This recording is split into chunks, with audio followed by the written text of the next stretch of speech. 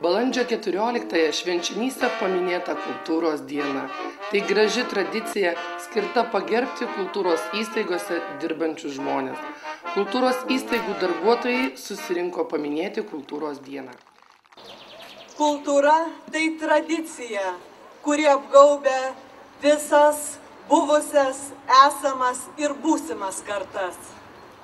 Kultūra gyva ir uždeganti, kylanti iš ją palaikančios žmogaus dvasios. Kultūra ir taika du vienas su kitu labai glaudžiai susiję dalykai. Kultūra persmelkia kiekvieną gyvenimo reiškinį, pradedant minčių, jausmų, kalbos, bendravimo raišką ir baigiant materialinių kultūros vertybių puoselėjimu bei saugojimu. O taika būtina kiekvieno mūsų širdyse, tiek santykiuose tarp valstybių, tiek tarp tautų, religijų ir kitų kultūrų. Taikos kultūra yra mūsų saugumas ir ateities garantas. Šventinis renginys prasidėjo miesto parke, kur buvo pakelta taikos vėliava. O į visus susirinkusius kultūros dienos proga pasveikino kultūros skyriaus vedėja Danutė Vigelienė.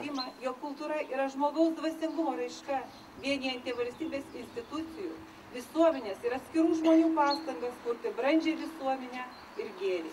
Minėti ir švęsti yra smagu kartu.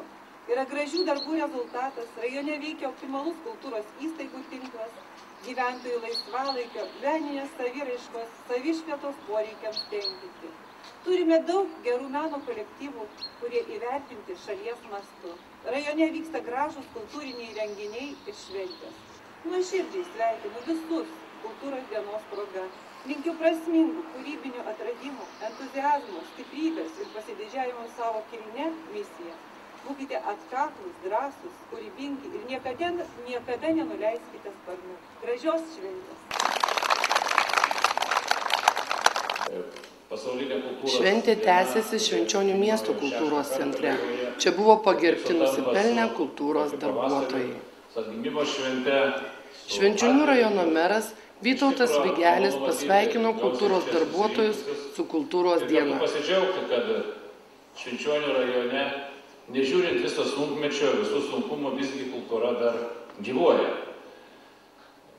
Norėčiau padėkoti visiems tiems darbuotojams, kurie dirbo kultūros baruose, tiek kultūros įstaigose, kultūros centruose, su jų filialais, tiek visoms bibliotekos darbuotojams, tiek muziejų ir apskritai visiems tiems žmonėms, kurie savo tą laisvą laiką skiria būtent mėgėjiškai veiklai, savo laisvalaikio paįvairinimui ir kartu suteikdami ir mums, žiūrovams, džiaugsmo.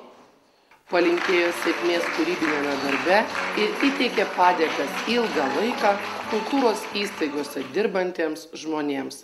Šventės proga rajono meras kultūros įstaigų vadovams įteikė šakočius.